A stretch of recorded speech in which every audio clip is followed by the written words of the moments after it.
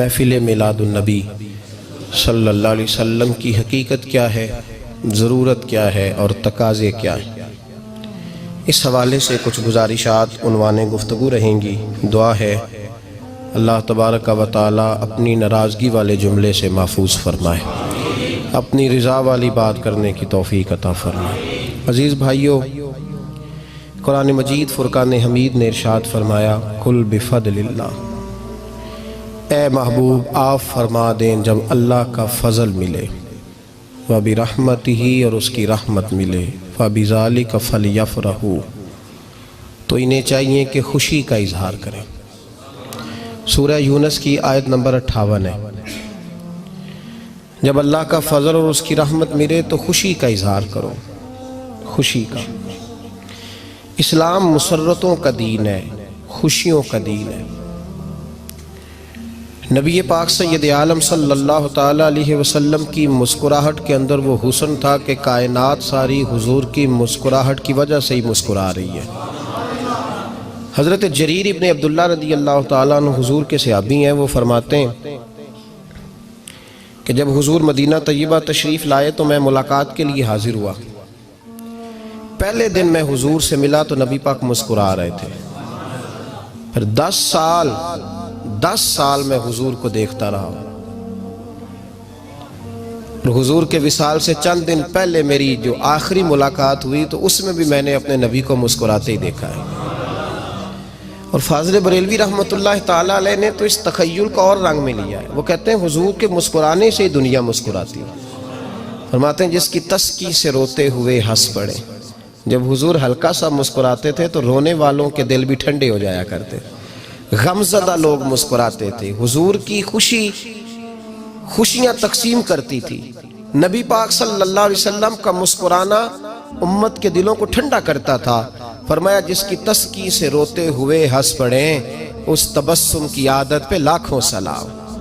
اور فرمایا یہ نہیں تھا کہ حضور بڑے تکلف سے مسکراتے تھے، حضور کی تو عادت تھی اس تبسم کی عادت پہ لاکھوں سلام، مسکراتے رہنا، خوشی کا اظہار۔ اسلام بہت ساری چیزوں کا انسان کو پابند کرتا ہے، حدود و قیود میں رہنے کا حکم دیتا ہے۔ صحابہ کرام علیہم رضوان کے ہاں شادی کے موقع پر بارات لے کر کے جانے کا کوئی رواج نہیں تھا۔ حضرت عبد الرحمن ابن عوف رضی اللہ تعالیٰ عنہ جیسے مالدار لوگ بھی شادی کرتے ہیں تو نبی پاک کے بغیر بھی بارات چلی جاتی ہے۔ کوئی کانسیپٹ نہیں اس طرح کا کہ ڈھیروں بارات لے کے جائی جائے۔ حضرت عبد الرحمن ابن عوف کہتے ہیں میں حضور کی بارگاہ میں آیا تو سفید کپڑے پر پیلا زرد نشان تھا۔ حضور نے فرمایا کیا ہوا، یہ داغ کاہے کا؟ عرض کی حضور کل میں نے نکاح کیا تھا۔ تو محبوب نے جو ارشاد فرمایا اس میں فرمایا بڑی اچھی بات ہے، ولیمہ ضرور کرنا، چاہے ایک بکری ہی ذبح کرنا۔ بارات نہیں لے کے جائی جاتی تھی، ولیمے کا حکم دیا۔ اور بخاری میں نبی پاک نے یہ بھی فرمایا جب تمہیں کوئی ولیمے کی دعوت دے تو جایا کرو۔ اچھا، اب شادی کے موقع پر جو بارات لے کے جائی جاتی ہے تو اگرچہ حضور کی سنت نہیں لیکن اسے ہم حرام نہیں کہتے، اسے ہم ناجائز نہیں کہتے، ہم نہیں کہتے کہ یہ تو نے غلط کیا۔ اگرچہ لے جانا حضور سے ثابت اس مروجہ انداز میں ثابت نہیں اس طرح ہمارے ہاں جاتے ہیں، لیکن ہم پھر بھی اسے ناجائز۔ کسی صحابی نے اپنے بچے کی شادی پر اپنے گھر میں لائٹنگ نہیں کرائی، لیکن آپ کو دنیا کا کوئی عالم یہ فتویٰ نہیں دے سکتا کہ لائٹنگ کرانا حرام ہے۔ آپ شادی کے موقع پہ ساری گلی سجا لو، آپ ساری چھتوں پہ لائٹنگ کرا لو، کوئی آدمی یہ آپ کو فتویٰ نہیں دے سکتا کہ شادی کے موقع پر لائٹنگ کرانا جائز نہیں۔ کبھی سنا ہے آپ نے کسی سے؟ بولیے یہ جائز ہے، جائز پیسے ہیں تو ٹھیک، بلکہ میں اس سے آگے بڑھتا ہوں، اس سے تھوڑا اور آگے جاتا ہوں۔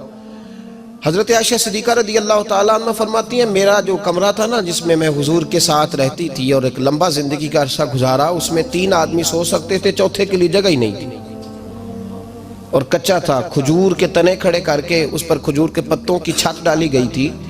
میں جب ہاتھ اٹھاتی تھی تو میرا ہاتھ اپنی چھت کو چھو جاتا تھا۔ یہ ہے سنت نبی پاک کی، یہ حضور کا طریقہ ہے۔ بتائیے پکے گھر میں، لینٹر والے گھر میں رہنا جائز کہ ناجائز؟ کیوں جی؟ حضور تو کچے مکان میں رہتے تھے۔ آپ نے کیسے پکا بنا لیا؟ اللہ کے محبوب دین کو اس کی اصل بات میں سمجھیں. آپ ایسا نہ کریں جس میں انتشار اور امت تقسیم ہو. اس کا اصل مزاج دیکھیں. مہندی کے موقع پہ اگر کوئی آدمی 6 دیگیں دال چاول کی پکاتا ہے تو منع نہیں، جائز پیسوں سے پکائے. انہیں لائٹنگ لگوائی، کوئی منع نہیں. سارے محلے کو کھانا کھلایا، کوئی منع نہیں. بلکہ نبی پاک نے فرمایا بہترین مسلمان ہی وہ ہے جو سلام پہلے لے اور روٹی زیادہ کھلائے، تو بہترین مسلمان ہے. ناجائز کیا ہے؟ ناجائز ہے شادی کے موقع پر بینڈ باجا بجانا، اس میں رقص کرنا، اس میں بھنگڑے ڈالنا، عورتوں مردوں کا اختلاط ہونا، عورتوں کی مووی بنانا، یہ چیزیں ناجائز ہیں. تو جو ناجائز ہے اس پہ پابندی لگائی جائے گی. جو جائز ہے اس کے بارے میں یہ کہا جائے گا کہ بھائی احتیاط کی جائے، سنت کی طرف دیکھا جائے تو بہتر یہی ہے. لیکن اگر کوئی کسی آدمی کے پاس جائز پیسے ہوں، وہ 100 کنال کے گھر میں رہے، اگرچہ سنت یہ نہیں، اور یہ تو کوئی فتویٰ نہیں نہ دے سکتا کہ حرام ہے تیرا 100 کنال کے گھر میں رہنا، کہ ہے فتویٰ کہیں آپ نے سنا. تو ہمارے ہاں تکلیف کا معاملہ یہ ہے. دیکھیں میرے بھائی، کسی بھی صحابی نے، بڑے درد کے ساتھ بات کر رہا ہوں اور یہ میرا درد ہے، میں درد سے اپنے دل کو، اپنے ایمان کو حاضر ناظر کہہ کے بات کر رہا ہوں. امت بٹ جاتی ہے ہر موقع پہ یار، ہر جگہ ہی تقسیم ہو رہی ہے امت مسلمہ. ہر روز کچھ نہ کچھ فتوے ایسے مل جاتے ہیں جس میں دراڑیں پڑتی ہیں. کسی صحابی نے کسی مسجد کے اندر اشتہار چھپوا کے، اعلان کرا کے درس قرآن کرایا ہے کبھی؟ سیرت النبی کا جلسہ، ختم بخاری، مدرسے کا دستار فضیلت کا جلسہ، آپ نے اشتہار پڑھے ہیں نا یہ سارے مکاتب فکر کے؟ ہوتے ہیں کہ نہیں ہوتے؟ کسی صحابی نے اس طرح، وہ تو روز درس قرآن دیتے تھے، لیکن اس طرح اشتہار چھپوا کے، پوسٹر لگا کے، اور مصر سے کسی صحابی کو اسپیشل بلوا کے یا یمن سے بلوا کے مسجد کے اندر کبھی درس قرآن کے اجتماعات کرائے، سیرت النبی کے جلسے، ختم بخاری کے؟ او بھائی یہ ساری چیزیں حضور کے صحابہ کی سنت سے مروجہ انداز میں ثابت نہیں. مجھے بتا میرے بھائی، میں درد کے ساتھ تجھ سے سوال کرتا ہوں کہ سیرت النبی کے جلسے میں تو پشاور سے مولانا بلائے، پنڈی سے بلائے، تو گجرات اور کراچی سے لوگوں کو بلا کر کے اگر سیرت کا جلسہ کرائے، اور تو اس میں ایک آدمی کو کراچی سے بلوایا جا رہا ہے تو تو نے اس کو 20,000 کی ٹکٹ بھی دی، اور اشتہار پہ بھی جلسے پہ خرچ ہوا، پھر لنگر بھی پکا، کھانا بھی تو نے کھلایا، نہ تجھے کوئی بیوہ یاد آئی، نہ تجھے کوئی مسکین یاد آیا، نہ تجھے کوئی غریب یاد آیا. حالانکہ کہنا چاہیے تھا نا یہ جو ₹1,00,000 لگ رہا ہے کسی بیوہ کی خدمت کر دینی چاہیے، یتیم کو دے دینا چاہیے. درد کے ساتھ بات کر. سوال میرا یہ ہے کہ وہی کام جو سیرت کے جلسے میں ہوتے ہیں، پہلے تلاوت ہوتی ہے، پھر نعت ہوتی ہے، پھر کسی عالم کا بیان ہوتا ہے، وہی کام صرف نام بدل کے کیا جائے، عید میلاد النبی نام رکھا جائے صلی اللہ علیہ وسلم. یہ میں آپ کے ذہنوں پہ دستک دے رہا ہوں، تقریر نہیں کر رہا، صرف دستک دے رہا. او بھائی دیکھو، ایک آدمی وہی کام نام بدل کے کرے تو جائز ہے، اور اگر اس میں نبی پاک کے میلاد کا نام رکھ لیا جائے یا نعت کا نام رکھ لیا جائے تو پھر مجھے اجازت دے میں تجھ سے سوال کروں کہ صرف تجھے حضور کی تعریف پوری لگتی ہے؟ پھر مجھے اجازت دے کہ میں تجھ سے پوچھوں کہ صرف تجھے نعت اچھی نہیں لگتی؟ پھر مجھے اجازت دے کہ میں تجھ سے پوچھوں کہ تجھے صرف رسول اللہ کے قصیدے اچھے نہیں لگتے؟ دے مجھے اجازت کہ میں تجھ سے سوال کروں کہ جہاں ذکر رسول کی بات آئے وہاں تو پریشان کیوں ہوتا ہے؟ تجھے پتہ ہی نہیں یہ تو وہ ذکر ہے کہ رب فرماتا ہے تم بیان کرو نہ کرو وَرَفَعْنَا لَكَ ذِكْرَكَ، محبوب میں نے خود تیرے چرچے ساری دنیا میں بلند فرما دیے. اور نبی پاک نے پوچھا حضرت جبریل سے کہ چل جبریل تو بتا میری امت کو پتہ چلے رب نے میرا ذکر کیسے بلند کیا ہے.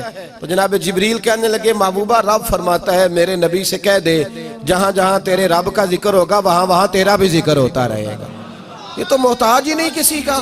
اتنی جلدی لوگ بپھرتے ہیں.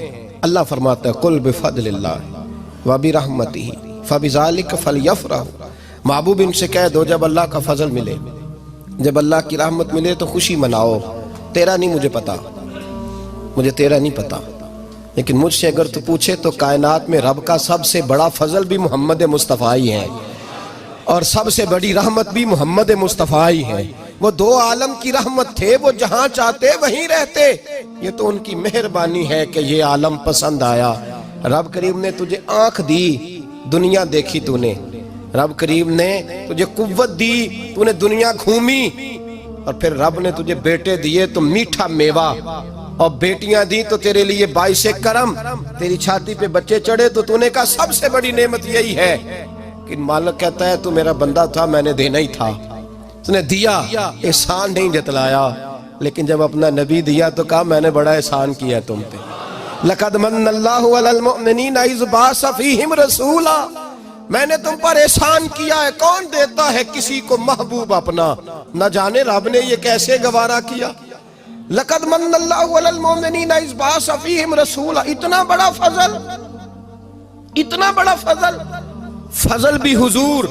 اور جب بات رحمت کی آئی تو فرمایا مومنوں صرف تمہیں ہی نہیں, عیسائیوں, یہودیوں, سکھوں, دنیا میں جتنی مخلوق ہے, حتیٰ کہ جانور بھی, حتیٰ کہ چونٹیاں, نباتات, جمادات, ہر چیز.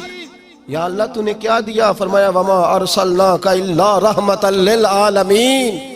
میں جس کا رب ہوں ان سب کے لیے میں نے اپنے نبی کو رحمت بنا کے بھیج دیا ہے. بیٹے کے آنے پہ تو مٹھائی بانٹتا ہے, میلاد والے دن تو لائٹیں بند کر لیتا ہے. بیٹے کے آنے پر تو حلوائی بٹھاتا ہے, اور نبی پاک کے نام کی لائٹیں لگی ہوں تو پریشان ہوتا ہے. ہم سے کبھی پوچھ, تجھے بتائیں بس نہیں چلتا, ورنہ تاڑے توڑ کے چھتوں پہ لگا دیں. بس نہیں چلتا, فرشتوں کو بھی کہیں آؤ ہمارے ساتھ شامل ہو جاؤ, آمد مصطفیٰ مرحبا مرحبا کا نعرہ لگانا ہے. ہمارا بس نہیں چلتا, ورنہ دنیا کی ساری نعمتیں بچھا دیں اور لوگوں کو بتلائیں کہ اصل تو خوشی منانے کا دن ہی آج ہے جب اللہ نے ہمیں اپنا پیارا رسول عطا فرمایا ہے. اور ہمارے امام تو کہتا ہے میلاد نہ کر, ہمارے امام نے تو کہا حشر تک ڈالیں گے ہم, حشر تک. یہ 2-4 دن کا تو پروگرام ہی نہیں ہمارا, حشر تک ڈالیں گے ہم. پیدائش مولا کی دھوم اور مثل فارس نجد کے کلے گراتے جائیں گے. خاک ہو جائیں عدو جل کر مگر ہم تو رضا, دم میں جب تک دم ہے ذکر ان کا سناتے جائیں گے. ہمارا تو 1-2 دن کا پروگرام ہی نہیں. اور پھر سنو کتنی بڑی نعمت ہے. حضرت عباس سے کسی نے کہا تھا اللہ کی سب سے بڑی نعمت, تو بخاری اٹھانا, فرمانے لگے محمد نعمت اللہ. بخاری ہے بخاری, فرمایا محمد اللہ کی سب سے بڑی نعمت ہے. صلی اللہ, یہ سب سے